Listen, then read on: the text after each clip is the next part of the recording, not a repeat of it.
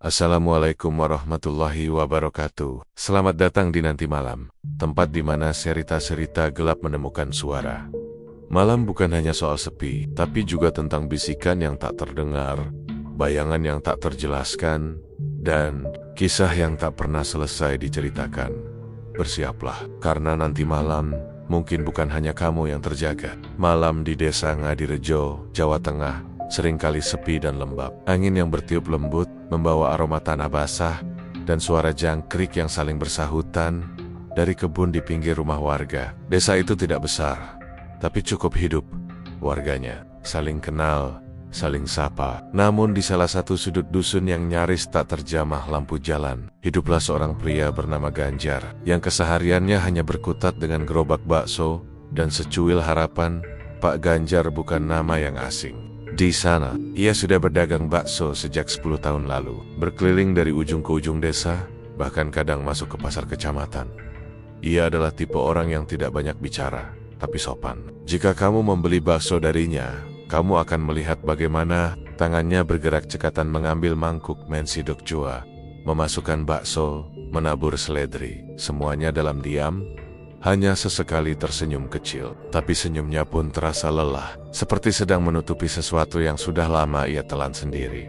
Setiap subuh, Ganjar sudah bangun untuk menggiling daging. Ia tak punya mesin modern seperti pedagang kota. Semua masih dilakukan dengan tenaga, tangan, dan alat manual. Kadang, anak pertamanya, Aldi, yang duduk di kelas 3 SMP, ikut membantu. Istrinya, Bu Erna, sering batuk-pituk karena asap dari kompor batu arang yang mereka gunakan. Tapi hidup harus terus berjalan, kata Ganjar. Walau seolah-olah ia sedang meyakinkan dirinya sendiri. Masalahnya, semua perjuangan itu tak pernah benar-benar membuahkan hasil. Jualannya sering tak habis. Bahkan di hari pasar sekalipun, mangkuk-mangkuk baksonya tetap tersisa. Bukan karena rasanya buruk, justru sebaliknya. Banyak yang bilang kuahnya enak, tapi entah kenapa dagangannya seperti tak dilirik orang. Zaman sudah berubah, Pak, kata seorang teman sesama pedagang. Orang sekarang suka yang viral-viral. Bakso isi keju, bakso beranak, bakso lava. Ganjar hanya tersenyum hambar. Ia tahu dirinya bukan lagi muda. Tak mungkin ia mengikuti tren media. Sezir, ia hanya ingin cukup-cukup untuk bayar listrik, cukup untuk beli obat buat istrinya, cukup untuk bayar seragam baru anaknya. Tapi bulan demi bulan berlalu, dan semua terasa semakin berat. Bahkan, utang di warung sebelah rumah mulai menumpuk. Suatu malam, ketika hujan gerimis baru saja reda, Ganjar pulang mendorong gerobaknya dengan langkah gontai. Roda kayu yang satu itu sudah longgar, sesekali macet, membuat dagunya bergetar karena guncangan. Di jalan kecil menuju rumahnya, ia melewati perempatan tua yang dikenal warga dengan nama Simpang Telung Lunggu, sebuah titik di mana pernah terjadi kecelakaan maut puluhan tahun silam. Dan sejak itu, konon banyak orang mengaku melihat bayangan atau mendengar suara-suara aneh. Jika melintas terlalu larut, biasanya Ganjar memilih memutar lebih jauh agar tidak lewat situ. Tapi malam itu ia terlalu lelah, pikirannya berat, dan gerobaknya penuh sisa dagangan yang gagal terjual. Ia ingin segera sampai rumah, makan seadanya, lalu tidur. Namun saat roda gerobaknya melewati tengah simpang itu, angin berhenti, udara seperti membeku, jangkrik tak lagi bersuara. Lampu jalan satu Satania di sana tiba-tiba berkedip pelan, lalu padam. Ganjar menghentikan langkah. Ia menatap sekeliling. Tidak ada siapa-siapa, hanya gelap dan basah. Hingga suara itu terdengar. Suara langkah, pelan, berat. Seperti orang tua yang menyeret sandal. Pak Ganjar. Suaranya serak, seperti keluar dari tenggorokan yang sudah kering bertahun-tahun. Ganjar spontan menoleh, tapi tak melihat apa-apa. Pak Ganjar. Suara itu datang dari belakangnya sekarang.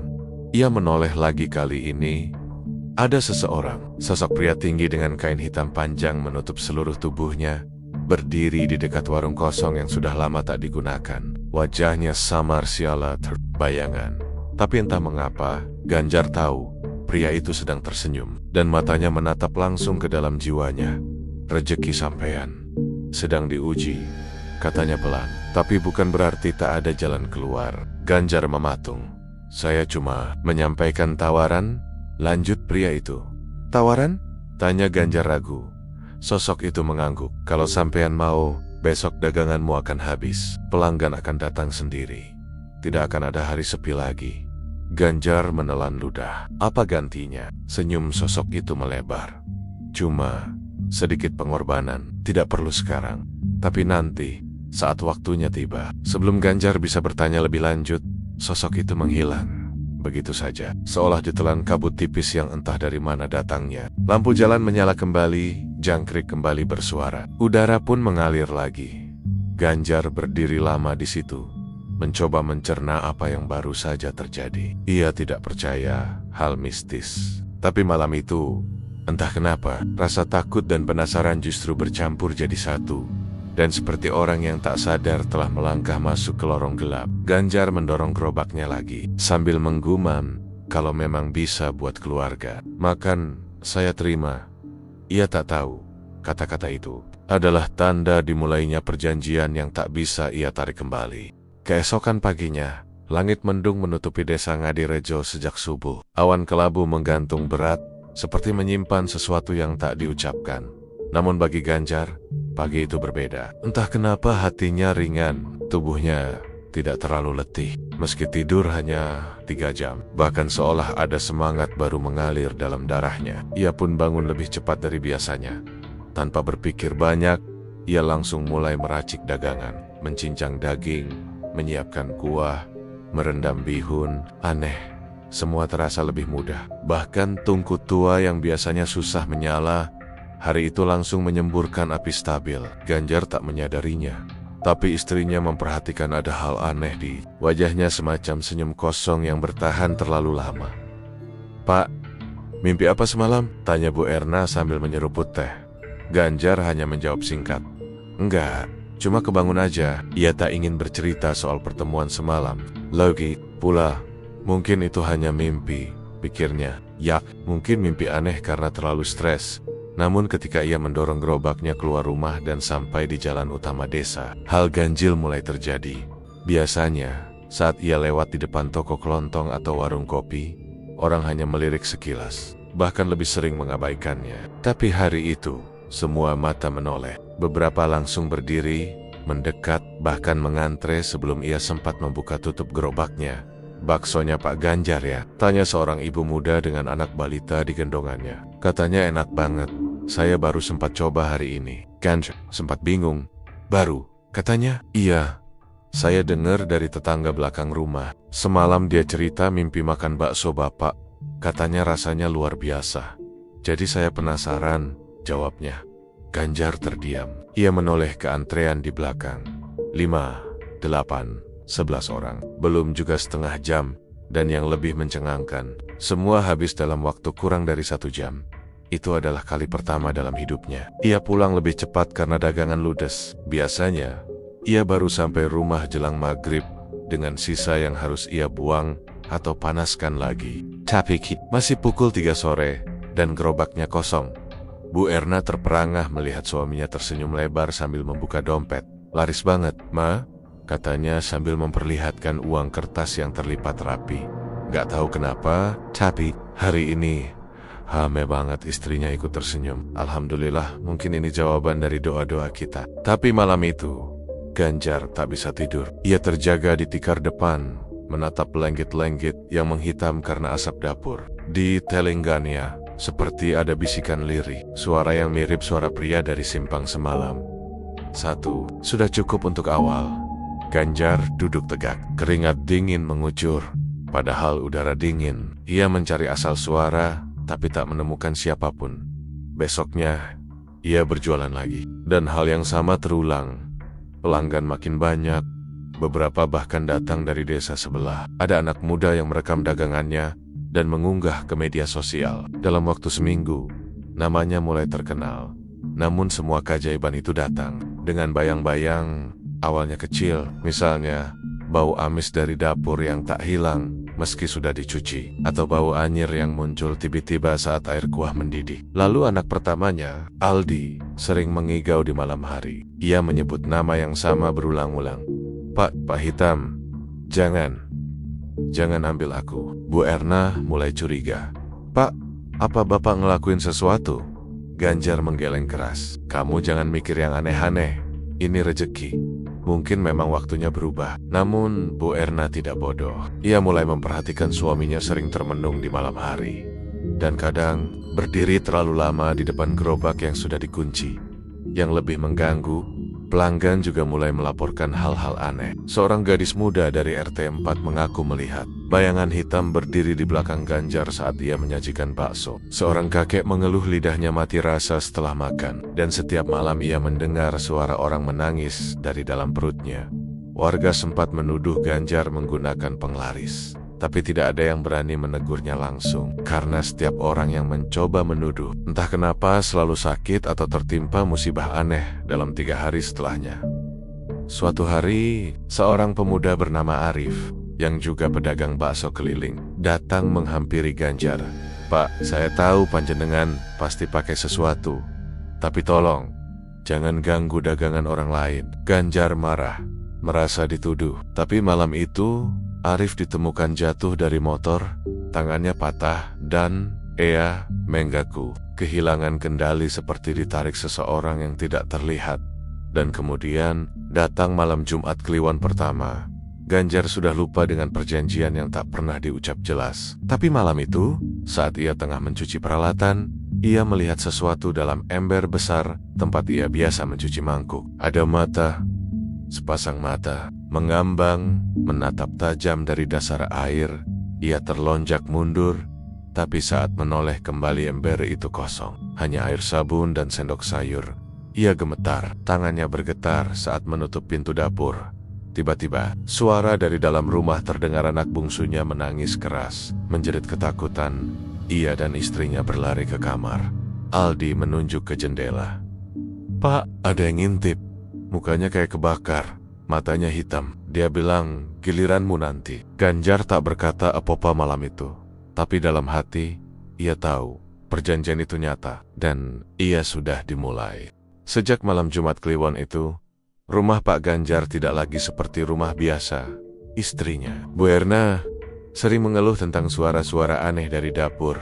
Terutama selepas tengah malam, suara sendok sayur beradu dengan panci, langkah kaki berat yang mondar-mandir, dan kadang suara lirih seseorang tertawa bukan tawa manusia biasa, tapi tawa serak, pelan, seperti seseorang yang sedang menikmati penderitaan orang lain. Ganjar awalnya mencoba menyangkal, itu tikus, mungkin juga suara tetangga, katanya. Tapi dari cara ia menghindari kontak mata dengan istrinya, karena tahu suaminya menyembunyikan sesuatu. Dan benar saja, rahasia itu memang ada di balik dapur sempit tempat mereka menggiling daging dan menyiapkan kuah. Ganjar menyembunyikan satu hal. Botol kecil berisi cairan hitam pekat yang ia simpan di celah antara dinding dan rak kayu. Cairan itu, entah isinya. Tapi Ganjar mendapatkan botol itu pada hari ketiga, setelah pertemuannya dengan sosok misterius di perempatan. Botol itu muncul sendiri di dalam gerobak, dibungkus kain mori dan daun pisang kering. Tidak ada pesan, tidak ada tulisan. Tapi saat ia membuka tutupnya, bau amis yang menyengat langsung membuat bulu kuduknya berdiri. Dan sejak ia mulai meneteskan cairan itu ke dalam kuah baksonya, dagangannya tidak pernah lagi sepi, tapi bukan tanpa konsekuensi. Malam demi malam, bayangan itu semakin nyata. Ganjar mulai melihatnya dari sudut matanya. Sosok tinggi, hitam, tanpa wajah, berdiri diam di dekat tungku saat ia memasak atau duduk membelakangi di ruang tamu. Hanya muncul ketika semua lampu dimatikan. Setiap Jumat Kliwon, mimpi buruk selalu datang. Dalam tidurnya, ia sering bermimpi berada di tengah hutan bambu gelap. Di sana, terdengar suara anak kecil menangis. Ia mencoba mencari sumbernya, tapi suara itu selalu berpindah. Dan ketika ia mendekati sumber tangisan, selalu ada sosok hitam itu berdiri, memegang sesuatu yang Ganjar tak bisa lihat jelas. Kecuali sekali saat ia menyadari benda itu adalah tulang kecil anak-anak. Puncaknya terjadi di bulan kedua setelah kesepakatan dayam-dayam itu dibuat. Seorang pemuda bernama Rangga, lulusan kuliner yang baru saja kembali dari luar kota, melamar untuk membantu Ganjar di dapur. Ganjar awalnya menolak, tapi karena Bu Erna mulai sering sakit dan tidak kuat membantu, ia akhirnya menerima Rangga sebagai asisten. Hari pertama, semuanya berjalan baik. Tapi malam itu, Rangga tidak pulang. Paginya, ia ditemukan oleh warga duduk gemetar di pos ronda. Bajunya kotor, wajahnya pucat, dan matanya kosong. Ada yang aduk kuah sendiri, Pak, katanya terbata saat diperiksa. Tangannya hitam, panjang, kayak bukan manusia. Saya lihat sendiri, dia masuk dari cerobong asap. Warga mulai resah. Rumor makin liar. Beberapa pelanggan tetap tidak lagi datang, tapi Ganjar tidak peduli. Ia hanya memikirkan satu hal, tumbal berikutnya. Karena dalam setiap mimpi, sosok hitam itu kini mulai bicara. Tidak lagi hanya tertawa atau berdiri. Ia mulai menyebut nama anaknya sendiri, Aldi. Sudah waktunya. Ganjar semakin gelisah. Ia tidak ingin anaknya diambil. Ia mencoba menawar dalam mimpi memohon, bahkan berlutut. Aku ganti siapa saja, asal bukan dia. Dan entitas itu menjawab dengan suara parau, berikan satu yang tak berdosa, yang belum mengenal dosa. Maka anakmu. Selamat satu siklus lagi. Ganjar terbangun dengan nafas tersengal. Ia tidak mengerti maksud satu siklus, tapi ia tahu waktunya tidak lama. 1 minggu setelahnya, seorang bocah hilang. Namanya Riko, anak yatim piatu yang biasa bermain layangan di dekat tempat Ganjar biasa mangkal. Warga mencarinya seharian, tapi tak ada jejak. Anehnya, sore itu, saat Ganjar mendorong gerobaknya pulang, ia menemukan layangan Riko tersangkut di roda belakang gerobaknya. Hatinya mencelos. Tangannya gemetar saat mengambil layangan itu dan menyembunyikannya di bawah kain penutup kuah. Dan benar saja, malam itu, ia bermimpi kembali berada di hutan bambu. Tapi kali ini, suara tangisan telah berhenti. Entitas hitam itu menatapnya dengan puas, lalu menghilang dalam kabut. Paginya, Aldi demam tinggi, tapi hanya berlangsung 1 hari. Setelah itu, ia sehat kembali bahkan lebih ceria dari biasanya. Ganjar ingin percaya bahwa itu kebetulan, tapi jauh di dalam dirinya, ia tahu, ia telah menyerahkan nyawa seseorang untuk menunda kematian anaknya sendiri. Bu Erna mulai curiga, suaminya berubah, terlalu sering melamun, terlalu tenang di saat-saat yang tidak seharusnya. Ia mulai mengintip suaminya bekerja, dan suatu malam, ia melihatnya membuka botol cairan hitam di dapur. Apa itu, Pak? Tanyanya dengan suara bergetar. Ganjar terkejut, ia menoleh, tapi tidak menjawab. Apa yang Bapak masukkan ke dalam kuah kita selama ini? Masih tidak ada jawaban. Dan akhirnya, malam itu, untuk pertama kalinya, Ganjar mengakui sebagian kebenaran. Aku cuma ingin kita hidup lebih baik. Aku capek terus dihina. Aku capek lihat anak kita lapar. Tapi Pak, dengan cara begini, suara Erna gemetar. Ganjar menunduk. Aku nggak tahu bakal sejauh ini. Bu Erna menangis, tapi ia tahu semuanya sudah terlambat. Dan yang membuatnya lebih takut, apa yang akan diminta oleh perjanjian itu setelah ini. Karena semakin banyak Ganjar memberi, semakin banyak yang diminta kembali. Dan peringatan terakhir datang dengan darah. Suatu pagi, saat Ganjar membuka gerobaknya, ia menemukan mangkuk dagangannya berisi daging mentah yang tidak ia taruh di sana. Daging itu berwarna merah pekat, uratnya menghitam, dan baunya amis seperti darah segar. Di dinding gerobak tertulis sesuatu dalam huruf seperti cakaran, siklusmu belum selesai, darah harus terus mengalir. Ganjar muntah di tempat, tapi tidak berani melapor pada siapapun. Ia tahu waktu berikutnya sudah dekat, dan ia belum siap untuk kehilangan siapapun lagi. Waktu di desa Ngadirejo terasa seperti menebal. Hari-hari menjadi berat, dan malam terasa lebih panjang dari biasanya. Warga mulai berbicara lirih, bukan tentang hasil panen atau harga minyak goreng, melainkan tentang aroma kuah yang tak biasa, tentang bayangan hitam yang suka mondar-mondir di bawah pohon beringin tua, dan tentang anak-anak yang mulai bermimpi buruk setelah makan bakso. Pak Ganjar, desas-desus berubah menjadi ketakutan. Tak ada yang berani menuduh langsung, tapi teks satu pun orang tua mengizinkan anaknya jajan sembarangan. Bahkan beberapa ibu-ibu, PKK, Torang-Toranggen menyarankan warga untuk sementara tidak membeli dagangan Ganjar. Namun anehnya, meskipun kabar buruk menyebar, gerobak Ganjar masih ramai, bahkan lebih ramai dari sebelumnya. Yang datang bukan hanya orang desa. Tapi orang luar yang penasaran karena cerita viral di media sosial tentang bakso paling enak, tapi penuh misteri di Jawa Tengah. Suatu malam, seorang konten kreator kuliner dari kota datang bersama kameramen. Ia ingin meliput Ganjar, mewawancarainya, dan mencicipi langsung bakso yang katanya legendaris dan penuh aura. Ganjar menolak, namun pria muda itu nekat merekam secara diam-diam dari kejauhan. Saat ia membuka lensa dan mulai zoom ke arah dapur, wajahnya tiba-tiba membeku. Kameramennya sempat bertanya, tapi pria itu hanya menatap layar dan menjerit keras lalu menjatuhkan kamera.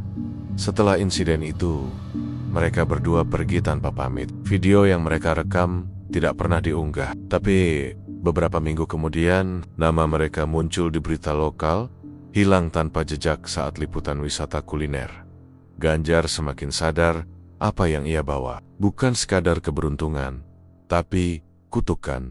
Rahasia yang mulai terkuak Bu Erna, yang sejak awal curiga, akhirnya tak tahan. Ia diam-diam menemui Mbah Sarni, dukun tua yang dulu dikenal sebagai penjaga makam dan pemilik warung jamu. Mbah Sarni sudah lama pensiun dari urusan gaib, tapi saat mendengar cerita Erna, wajahnya berubah pucat. Suamimu sudah masuk perjanjian leluhur kelam, katanya. Itu bukan penglaris biasa, itu pesugihan jenis pemanggil roh pengikat, dikenal sebagai sedulur peteng. Menurut Mbah Sarni, sedulur peteng secara harfiah berarti saudara kegelapan, adalah jenis perjanjian kuno yang menuntut tumbal berkala. Sekali kamu setuju, kamu tak bisa keluar. Kamu akan diberi kemudahan. Tapi setiap siklus purnama atau malam-malam sakral, roh itu akan datang menagih. Dan jika tidak diberi, maka keluarga terdekatmu akan diambil satu persatu. Bu Erna menangis. Bisa diselamatkan, Mbah. Kalau pintu sudah dibuka, hanya bisa ditutup dari dalam, jawab Mbah Sarni lirih.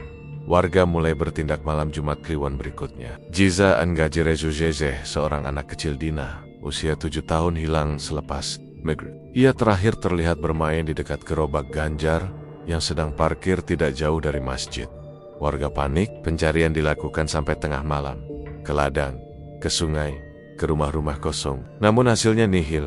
Dan seperti mengundang murka, keesokan paginya gerobak Ganjar terbakar sendiri. Tidak ada yang tahu penyebabnya. Padahal tidak ada api, tidak ada gas. Gerobak itu ditemukan hangus. Tetapi anehnya, tidak ada bau kayu gosong, melainkan bau darah dan belerang di papan gerobak. Yang hangus, tertulis bekas seperti terbakar membentuk huruf-huruf samar. Kamu belum selesai. Warga mulai menyusun kesimpulan. Mereka tidak bisa membiarkan ini terus terjadi. Para tokoh desa mengumpulkan rapat malam itu. Dan untuk pertama kalinya, nama Ganjar disebut dalam doa-doa penolakan yang dibacakan di masjid dan langgar-langgar kecil. Kejadian aneh menyebar tak hanya di rumah Ganjar. Gangguan mulai dirasakan warga lain. Lampu rumah berkedip setiap malam pukul kedua.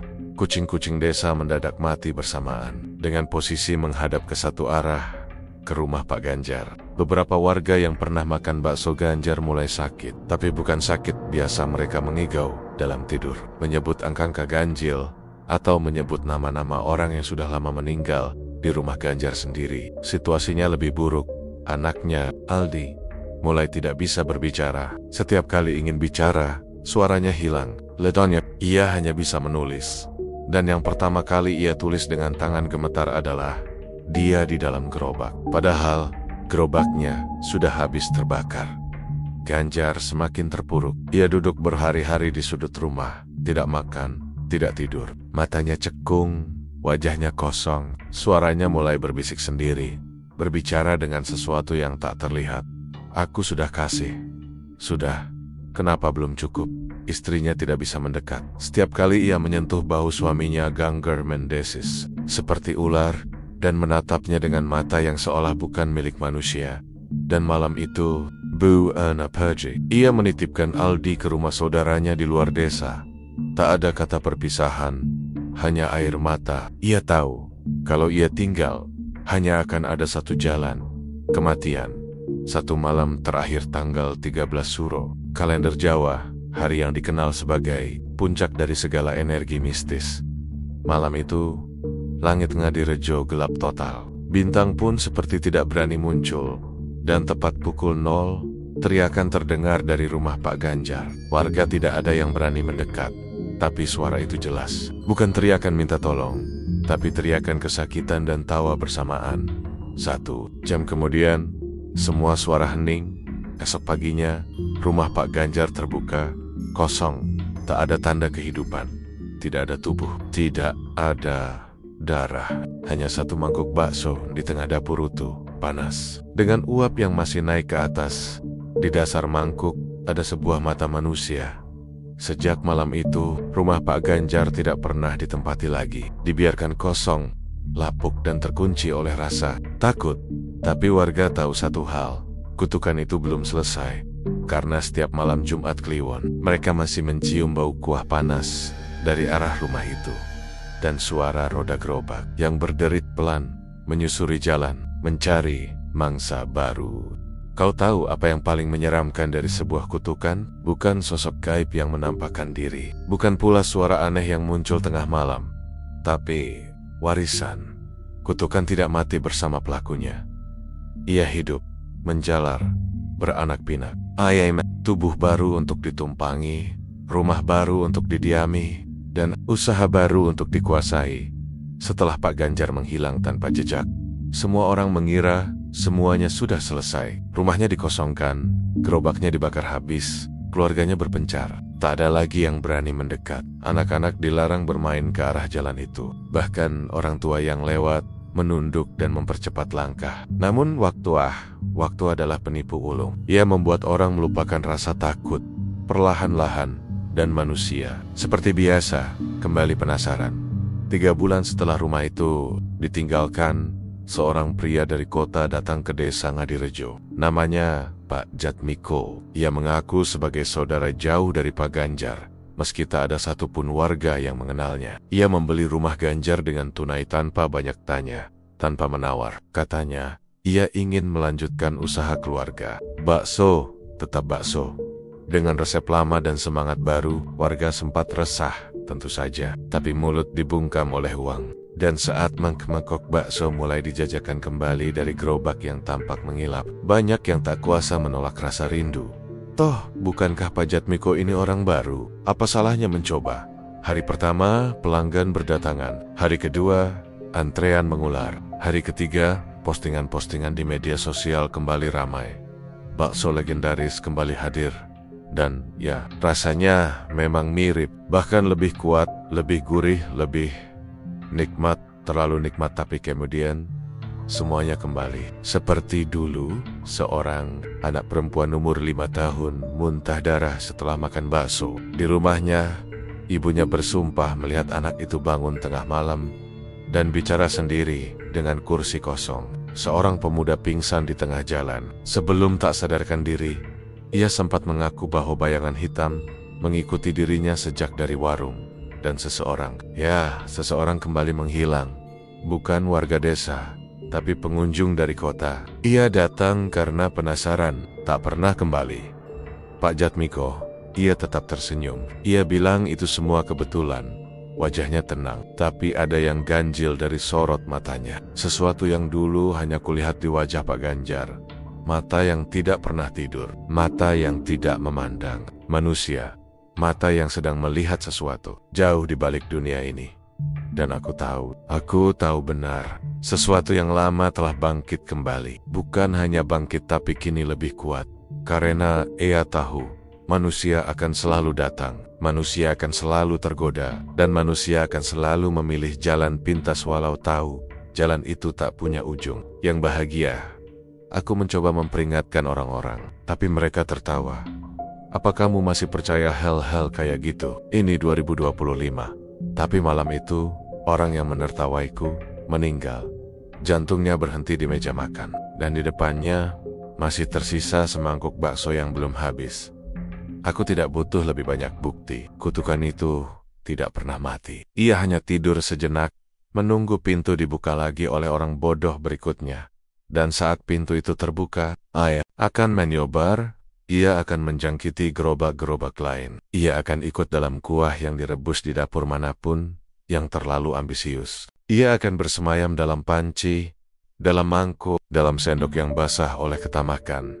Ini bukan hanya tentang Pak Ganjar lagi. Ini tentang siapa saja yang berpikir bahwa mereka bisa menguasai sesuatu tanpa membayar apapun. Padahal semua yang manis ada bayangannya sendiri, dan dalam bisnis bakso yang kau kira sederhana ini, bayangan itu menunggu giliran, menunggu tumbal berikutnya.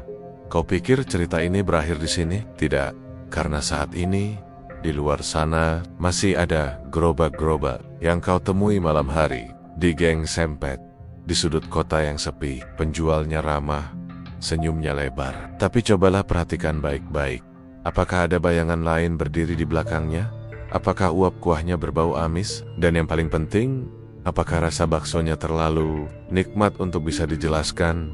Jika ya, mungkin kau sudah duduk di meja kutukan yang sama. Mungkin kau sudah menjadi bagian dari cerita ini dan belum sadar bahwa satu-satunya jalan keluar adalah mati.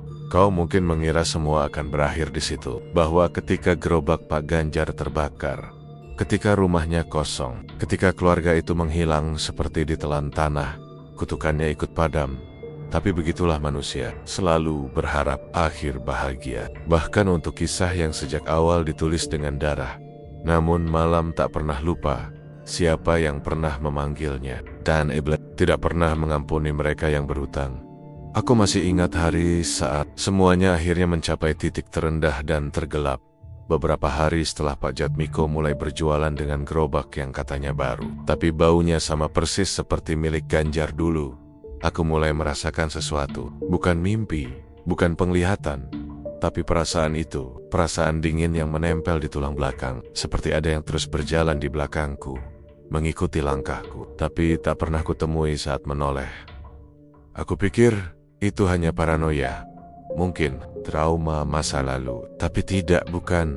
Itu nyata. Satu malam, aku sedang berjalan melewati gang, menuju rumah. Angin kencang datang entah dari mana.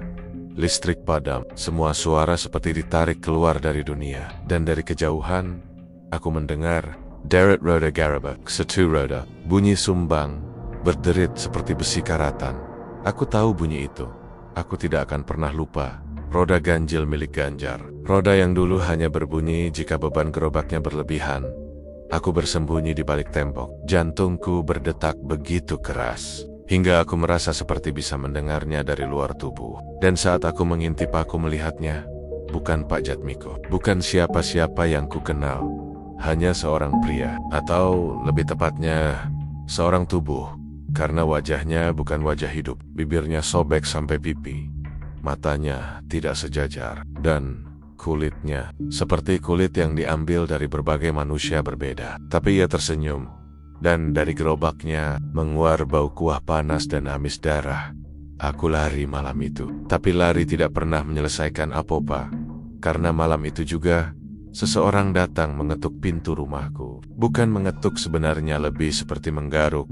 Perlahan, berulang, aku biarkan. Aku tak punya nyali membuka. Tapi pagi harinya, di depan pintuku, ada satu mangkuk bakso, penuh, panas. Uapnya masih naik, dan di dasar mangkuk, selembar kertas terbakar sebagian. Isinya hanya satu kalimat, "Waktumu sudah dekat." Aku tahu, ini bukan tentang Ganjar, bukan juga tentang Jatmiko. Ini tentang siapapun yang tahu, tapi tetap diam. Tentang mereka yang melihat kejahatan, namun memilih membungkus mulut sendiri. Tentang soksi-soksi yang membiarkan iblis tumbuh karena takut, karena pura-pura tidak tahu, atau karena berharap kutukannya tidak menular. Aku adalah salah satunya. Aku pernah tahu apa yang terjadi pada Ganjar, bahkan sebelum desa tahu. Aku pernah mencium bau darah di dapurnya, melihat matanya yang kosong, mendengar teriakannya saat mimpi buruk datang. Dan aku memilih diam. Karena aku takut, karena aku merasa itu bukan urusanku. Dan sekarang malam datang menagih. Hari-hariku berubah menjadi teror sunyi. Aku mendengar bisikan dari balik dinding, suara ibu-ibu menangis, anak-anak menjerit, dan suara kalimat-kalimat doa yang terpotong di tengah bacaan. Kadang-kadang suara sendok bergesekan dengan mangkuk sendiri. Padahal aku tidak pernah makan malam. Tidak lagi. Satu malam, aku bermimpi. Aku berada di dapur yang kukenal betul, dapur rumah Ganjar. Di sana, ada tungku yang menyala.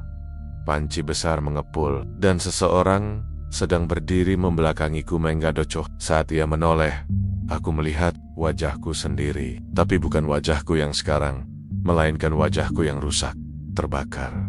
Mata kiriku hilang, mulutku robek sampai telinga. Tapi aku tersenyum, dan tubuhku tubuh palsu itu berkata, "Sekarang giliranmu." Aku terbangun dengan napas terputus-putus.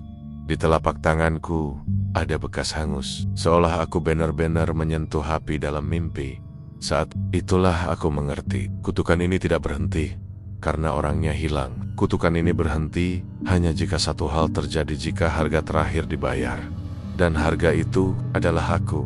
Malam itu aku duduk di ruang tamu sendiri. Lampu padam. Aku tak berdoa, aku tak menangis. Aku hanya duduk, menunggu, dan akhirnya dia datang.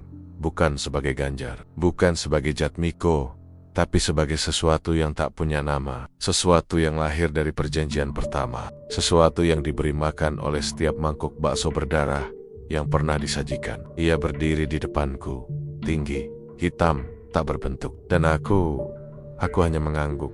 Karena aku tahu, cerita ini butuh akhir. Dan jika tidak ada yang mau membayarnya, aku akan jadi akhirnya. Tapi sebelum ia menyentuhku, sebelum tangannya yang seperti asap pekat itu menyatu dengan tubuhku, aku hanya mengatakan satu hal. Jangan teruskan ini pada yang lain. Biarkan berhenti di aku. Lalu gelap datang. Tidak ada rasa sakit. Tidak ada suara. Hanya sepi. Dan sejak malam itu, tidak ada lagi bakso di gang itu. Tidak ada lagi uap kuah di perempatan. Tidak ada lagi derit roda gerobak yang lewat pukul 2 pagi. Desa kembali sunyi. Tapi sesekali, saat malam terlalu tenang dan angin membawa bau yang samar, orang-orang mengaku mencium aroma kuah bakso. Dan sesekali, anak-anak mengigau tentang seseorang yang mengaduk panci di dapur dengan wajah seperti milik mereka sendiri. Mungkin ini benar-benar akhir, atau mungkin ini hanya babak baru yang sedang menunggu halaman berikutnya dibuka. Entahlah. Yang jelas, jika suatu malam kau menemukan mangkuk bakso di depan pintumu, jangan kau sentuh, jangan kau hirup uapnya, dan jangan sekali-kali kau makan, karena kutukan tidak memilih. Ia hanya menunggu, diam, sabar, dan lapar. Kau pikir aku sudah mati? Mungkin begitu, mungkin tidak. Atau mungkin aku hanya berpindah ke tempat di mana batas antara hidup dan mati sudah kabur, seperti uap panas dari kuah yang terlalu lama mendidih. Tapi anehnya, setelah semua yang terjadi, aku tidak merasa bebas, tidak merasa tenang, tidak ada cahaya, tidak ada pelukan hangat dari mereka yang lebih dulu tiada. Yang ada hanya pengulangan. Aku masih di desa itu, masih di gang itu, masih mendengar suara sendok menghantam mangkuk. Mereka bilang, kutukan sudah selesai. Tapi kutukan bukan tali yang bisa kau potong dan selesai begitu saja. Kutukan seperti benih yang tertanam dalam tanah. Ia diam, ia menunggu. Dan saat musimnya tiba, ia tumbuh kembali. Lebih kuat, lebih dalam, lebih rakus. Setelah aku pergi, desa menjadi tenang hanya untuk sementara. Beberapa bulan tanpa kejadian. Tapi manusia memang makhluk yang tak pernah belajar dari luka. Ketika luka mengering, mereka lupa rasanya terbakar. Seorang pemuda datang, namanya Reza, anak kota. Katanya, ia ingin melestarikan resep bakso legendaris. Kau lihat, kata-kata itu seperti mantra pembuka gerbang kutukan. Resep legendaris, melestarikan, padahal dia bahkan tidak tahu cerita lengkapnya. Yang ia tahu hanya ini. Ada bakso enak, dulunya terkenal, dan sempat viral. Baginya, itu peluang bisnis. Aku melihatnya pertama kali saat ia berdiri di depan rumah tua Pak Ganjar. Rumah itu sudah hampir runtuh, tapi Reza berdiri dengan raut penuh semangat, mencatat ukuran dapur dan ruang belakang, tersenyum-senyum sambil menelepon ibunya. Katanya, ia akan membuat tempat itu hidup kembali. Dan entah bagaimana, itu terdengar seperti ancaman. Malam-malam selanjutnya, ia mulai membersihkan rumah itu. Ia tidak tahu apa yang terkubur di lantai dapur. Tidak tahu ada sesuatu yang tertidur di bawah pondasi rumah itu. Sesuatu yang dulu hanya bisa dipanggil oleh darah. Dan saat ia menggali bagian belakang rumah, mencoba memperbaiki septic tank, ia menemukan sesuatu. Sebuah mangkuk pecah, tertimbun dengan tulang jari di dalamnya. Ia tidak melapor, tidak kabur. Ia hanya membuangnya ke kali. Karena, seperti manusia lain, ia pikir semua bisa diselesaikan dengan menutup mata. Dan itulah yang membangunkan kutukan. Bukan darah, bukan tumbal, tapi pengabaian. Seminggu setelah pembukaan warung bakso Barokah Ganjar milik Reza, hal-hal aneh mulai terjadi. Listrik warungnya padam tiap jam 2 malam. Panci kuah tiba-tiba penuh, meski baru saja dibersihkan. Dan ada pelanggan yang duduk sendirian, makan dalam diam. Tapi saat diperiksa rekaman CCTV, kursi itu kosong. Kau mengerti sekarang? Kutukan itu bukan warisan benda. Ia bukan pada rumah, bukan pada gerobak. Ia tertanam dalam niat. Siapapun yang datang dengan niat mengulang akan membuka lubang yang sama. Dan lubang itu lapar, sangat lapar. Aku berusaha bicara pada Reza, dalam mimpinya, dalam bayangannya, kadang dalam bisikan air di wastafel dapurnya. Tapi ia keras kepala. AIPK, semua hanya tekanan, stres. Ia membaca doa sebelum tidur, tapi ia lupa kutukan ini tak bisa diusir dengan bacaan, karena ia bukan setan. Ia bukan makhluk dari luar. Ia lahir dari dalam, dari ketamakan, dari ketidaksabaran, dari ambisi manusia yang ingin semuanya, tanpa kehilangan apa-apa. Dan malam itu pun tiba. Malam saat Reza menerima pesanan besar, 300 porsi untuk acara hajatan. Ia bangga. Ia tertawa. Ia bilang pada pacarnya, ini awal dari kejayaan. Tapi ia tidak sadar. Malam itu, kuahnya berubah warna. Bukan merah, bukan coklat, tapi hitam pekat. Ia tidak sadar. Dari dapur, asap yang keluar tidak berbau sedap, tapi amis. Ia tidak sadar. Tangan yang mengaduk panci bukan lagi tangannya. Aku melihat semua itu, karena aku bagian darinya sekarang. Penonton dalam sirkus yang sama, terikat pada cerita yang tidak pernah benar-benar selesai. Dan saat pagi datang, warga menemukan warung itu terbuka lebar. Panci terguling, kuah berserakan, dan Reza hilang. Yang tersisa hanya apron berdarah dan sebuah catatan lusuh di bawah meja kasir. Jangan teruskan. Semua sudah dibayar, tapi harga selalu bertambah. Mereka membakar warung itu untuk kedua kalinya. Kali ini, bahkan batu pondasinya diangkat, tanahnya disiram air garam, dijampi, didoakan, dan untuk waktu yang cukup panjang, desa itu menjadi sunyi. Tapi kutukan bukan cerita pendek. Ia seperti lagu yang selalu ada yang menyanyikannya kembali. Dan sekarang, kau duduk di sana, membaca ini, mendengarkan ini. Mungkin tertawa, mungkin merinding, tapi ingat ini baik-baik. Jika suatu hari kau berpikir membuka usaha, dan seseorang menawarkanmu resep turun-temurun dari seorang pedagang bakso legendaris dari Jawa Tengah, tanyakan padamu sendiri, berapa harga sebenarnya dari rasa enak yang terlalu sempurna? Karena jika kau dengar roda gerobak berderit tengah malam, jika mangkuk muncul di meja tanpa kau pesan, dan jika kuahnya terlalu nikmat hingga terasa seperti candu, maka mungkin sekali kau adalah bab berikutnya dalam cerita yang tak pernah tamat ini. Dan saat waktumu tiba, aku akan ada di sana, menyaksikan, diam, dan tersenyum.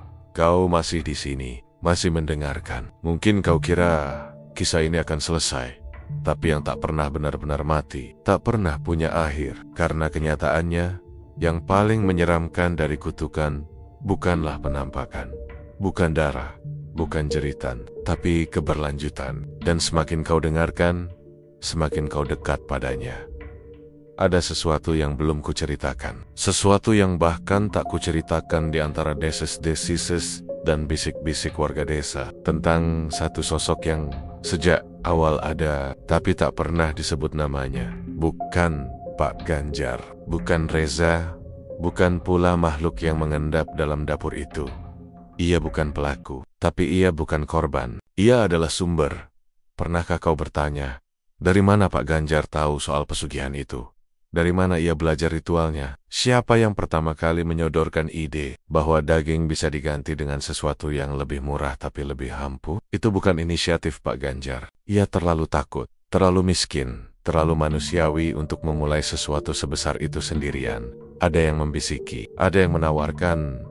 Namanya tidak pernah ditulis, tidak pernah diucapkan dengan lantang. Ia datang dan pergi, hanya sebagai bayangan. Tapi jika kau pernah berdagang di pasar pagi, kau akan tahu siapa dia. Pria tua, membawa tas rotan, menjual bumbu-bumbu kering. Tak pernah ada yang melihatnya makan. Tak pernah ada yang tahu dari mana ia datang, atau kemana ia pulang. Mereka menyebutnya Mbah Sastro. Kata orang, ia sudah tua sejak zaman penjajahan. Tapi wajahnya tak pernah berubah. Ia muncul hanya pada saat seseorang berada di ambang keputusasaan. Dan itulah yang terjadi pada Ganjar.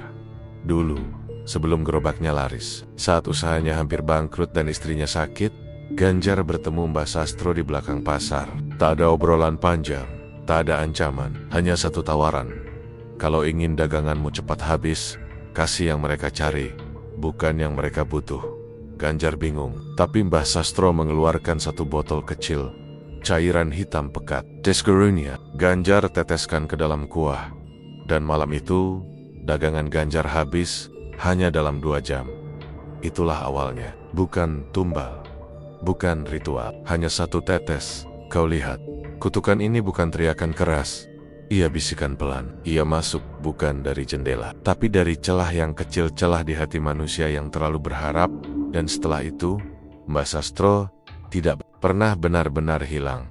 Ia muncul saat waktunya tiba. Saat kuah sudah terlalu asin dengan air mata. Saat tulang-tulang sudah terlalu banyak tertimbun dalam tanah. Bahkan setelah Ganjar hilang, bahkan setelah Reza lenyap, aku tetap melihatnya. Di kerumunan, di perempatan, ia berdiri, menatap siapapun yang memandangi warung kosong itu terlalu lama. Dan suatu malam, ia datang padaku. Ia tahu aku mengawasi. Ia tahu aku bercerita. Ia tahu aku mencoba mengakhiri semuanya, tapi ia hanya tersenyum dan berkata pelan. Cerita yang dibagi tanpa izin akan menuntut bayarannya sendiri. Dan sejak malam itu, aku tak bisa tidur. Setiap kali aku pejamkan mata, aku berada di dapur itu lagi. Bukan sebagai pengamat, tapi sebagai pelaku. Tanganku yang menyendok bakso. Tanganku yang mengiris daging, tanganku yang menuang kuah ke mangkuk-mangkuk yang terus datang, tanpa henti, tanpa wajah. Aku mencoba melawan, tapi malam demi malam, tubuhku terasa asing. Kadang aku terbangun dengan jari berbau amis, kadang bajuku basah, seperti habis merebus sesuatu. Kadang, ada mangkuk kosong di meja dapur rumahku. Padahal aku tinggal sendiri. Kau bisa bilang aku gila. Tapi aku tahu batas gila dan dikutuk sangat tipis. Dan mungkin aku ada di antaranya. Mbah Sastro masih ada. Kadang, ia muncul di mimpi tetanggaku. Kadang bayangannya memantul di kaca jendela rumah tua. Dan kadang, mereka yang pernah mencicipi kuah Ganjar mulai merindukannya lagi. Lidah mereka gatal. Perut mereka merasa lapar, walau sudah kenyang. Karena kutukan ini juga adiktif. Sekali kau mencicipi, kau tak pernah benar-benar bisa melupakan. Kau mungkin berpikir, apa gunanya semua ini diceritakan? Kalau kutukannya tidak bisa diputus, kalau yang jatuh akan terus jatuh. Tapi itu dia, ada satu hal yang bisa membedakan kita dari mereka yang sudah terjerat. Kesadaran, cerita ini bukan untuk menakutimu, tapi untuk mengingatkanmu bahwa keinginan untuk cepat kaya, untuk sukses instan, untuk rasa enak tanpa proses, selalu datang dengan bayaran. Dan kadang, harga yang dibayar bukan hak, tapi diri sendiri. Jadi jika suatu saat kau berjalan di pasar pagi, dan ada lelaki tua menawarkanmu cairan hitam dalam botol kecil, tersenyumlah, tolak dengan sopan, lalu segera pergi. Karena jika kau menerimanya, jika satu tetes saja jatuh ke dalam kuah hidupmu, maka tanganmu bukan milikmu lagi. Ia akan menyendok. Untuk mereka yang lapar bukan karena perut, tapi karena kegelapan yang sudah terlalu lama kelaparan. Dan saat itu terjadi, aku akan tahu, karena dari tempatku. Sekarang, aku bisa mencium aroma kuah itu dari jauh. Aroma yang manis, gurih, dan penuh kutukan. Akhir, kata yang indah, kata yang melegakan, tapi juga kata paling dusta dalam cerita sepertiku. Karena tak ada akhir di sini, yang ada hanyalah senyap yang menunda. Aku menuliskan ini bukan untuk menutup cerita, tapi karena aku tak tahu harus berbuat apa lagi suara-suara itu semakin dekat. Mereka datang bukan dari luar. Mereka berbicara dari dalam tubuhku sendiri. Ada malam-malam ketika jari-jariku bergerak sendiri di atas meja, membentuk pola aneh dari sisa saus dan tetesan kopi basi. Ada hari-hari ketika aku tak ingat apakah aku sudah makan atau belum. Tapi perutku penuh, sangat penuh. Seperti setelah pesta besar. Tapi tak ada makanan, tak ada bukti. Yang ada hanya bau. Kadang amis, kadang seperti daging bakar yang terlalu lama didiamkan. Dan di balik semua itu, ada rasa lapar yang tidak bisa dijelaskan dengan logika. Bukan lapar di perut, tapi lapar di bagian lain dari diri ini, bagian yang seharusnya tidak ada. Aku pikir, mungkin jika aku membagikan semua cerita ini, semuanya akan selesai. Mungkin jika aku tuliskan asal mula, perjalanan, dan akibatnya, aku bisa bebas. Tapi aku salah. Cerita ini bukan rantai yang bisa diputus dengan pena. Karena saat kau menulis, kau bukan cuma menceritakan, kau menghidupkan. Dan sekarang, cerita ini hidup di matamu, di telingamu, di benakmu. Mungkin kau membacanya malam ini, sendirian, atau dalam keramaian, tapi merasa ada yang memperhatikan. Dari balik bayangan, mungkin setelah ini, kau mimpi tentang dapur tua, tentang kuah yang tak kunjung dingin, tentang gerobak bakso yang berhenti di depan rumahmu, padahal tak ada yang memesan. Dan jika itu terjadi, jangan lari, karena semakin kau lari, semakin dalam kau ditarik. Pak Ganjar tidak pernah dimakamkan secara layak. Reza tidak pernah ditemukan. Warung itu, meski sudah dibongkar, tetap menjadi titik yang tak bisa dijelaskan dalam peta digital manapun. Kau tahu yang paling aneh? Google Maps tidak pernah bisa menampilkan lokasi rumah itu dengan benar. Jika kau coba cari, hanya akan muncul jalan kecil tanpa nama. Tapi jika kau datang langsung, entah bagaimana, kau akan menemukannya. Aku pernah coba datang kembali, bukan karena ingin, tapi karena mimpi itu memaksaku. Dalam tidurku, aku mendengar suara gerobak tua, derak roda besi beradu dengan aspal. Dan aku tahu, aku dipanggil. Malam itu aku berjalan. Kaki ini seperti bukan milikku. Tiap langkah terasa seperti perintah, bukan pilihan. Dan ketika aku sampai, rumah itu berdiri kembali. Padahal terakhir kulihat hanya puing. Tapi malam itu lengkap, pintu, lampu remang, uap dari dapur, dan suara seseorang yang mengadu kuah.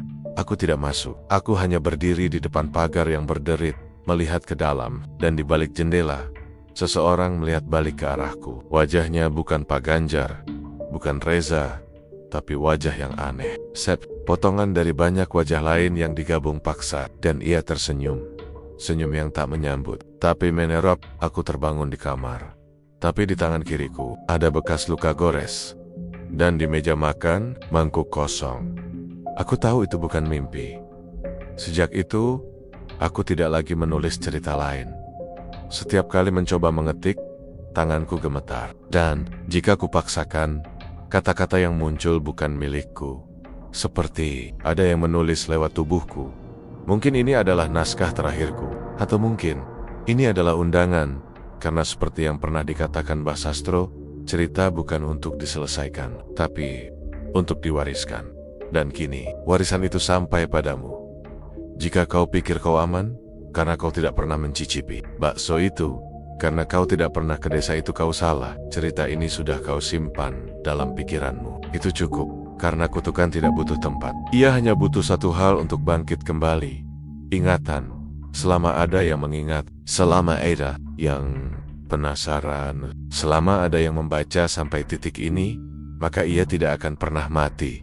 Dan jika suatu malam kau mendengar suara gerobak, padahal kau tahu jalanan kosong, jika ada mangkuk di meja makanmu, padahal kau tinggal sendiri, jika kau merasa lapar, tapi bukan karena makanan, maka jangan cari ke dapur. Jangan cari ke warung, carilah ke dalam dirimu sendiri. Mungkin, tanpa sadar, kau sudah menyendok kuah itu. Mungkin, kau sudah menjadi bagian dari resepnya. Dan aku hanya penulis. Atau mungkin, aku adalah kamu yang belum sadar akhir. Tidak, hanya giliran yang berpindah. Cerita ini tidak selesai, hanya tertidur. Sampai kamu membangunkannya kembali.